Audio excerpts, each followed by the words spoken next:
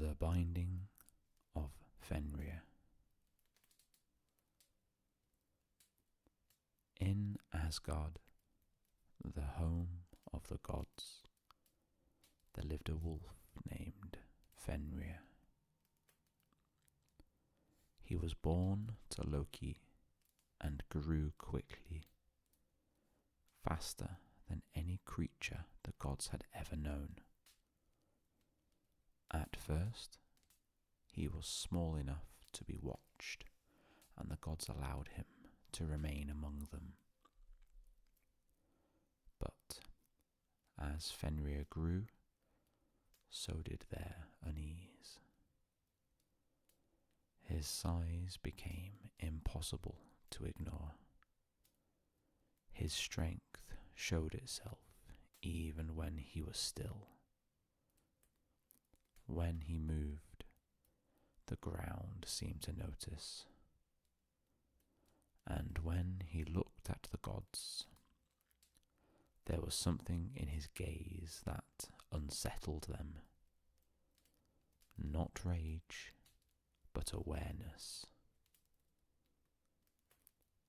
Among the gods, there was one who understood more than the others. Odin, who had given much to learn what the future held, who had looked into deep places and paid dearly for what he knew, understood that the wolf's life was bound to the ending of the world itself. Fenrir, it was said, would one day break free and take part in Ragnarok. Whether the knowledge created fear, or the fear gave strength to the knowledge, none could say. But fear took hold all the same. At last, the gods decided Fenrir must be bound. They brought him a great chain, heavy and strong, forged from iron. "Let us test your strength," they said, as though it were a game.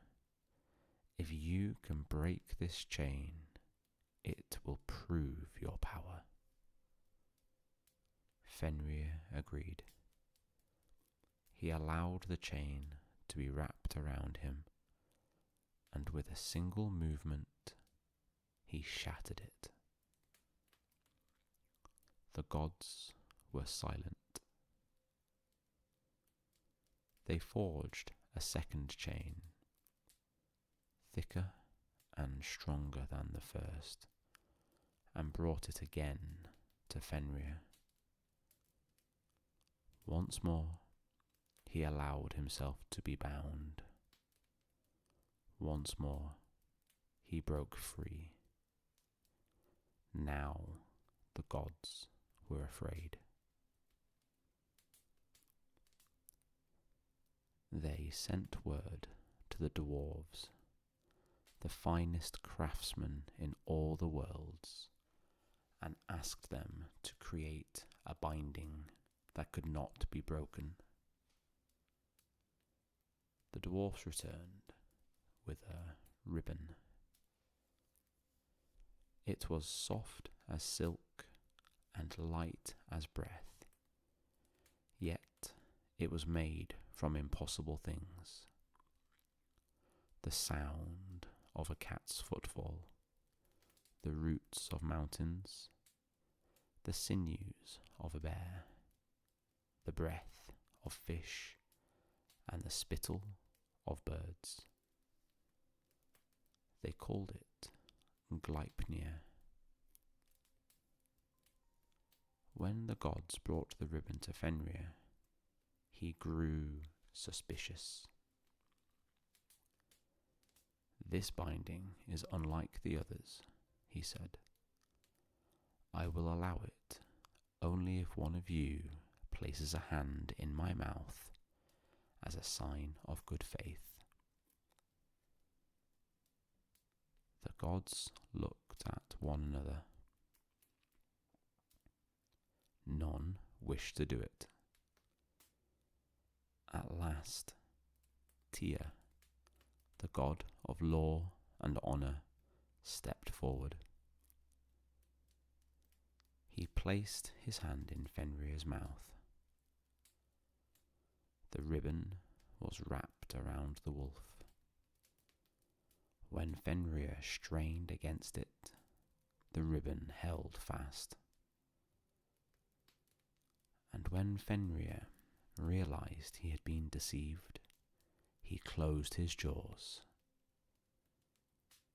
Tyr lost his hand. Fenrir was bound. The gods fastened the ribbon to the earth and placed a sword between Fenrir's jaws so that he could not bite. His anger turned to silence, and his breath became foam.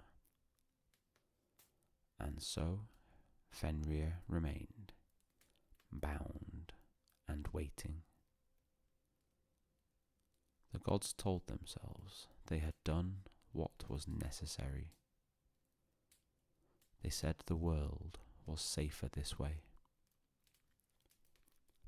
But time passed, and Fenrir did not forget. He waited through the slow turning of ages, through the rise and fall of seasons, through a world that continued as though nothing had happened, until the day would come when the bindings would break, until the day of Ragnarok, when the cost of fear and of knowledge would be fully paid. And so the wolf waited, not as a monster born evil, but as a creature shaped by what others feared he might become.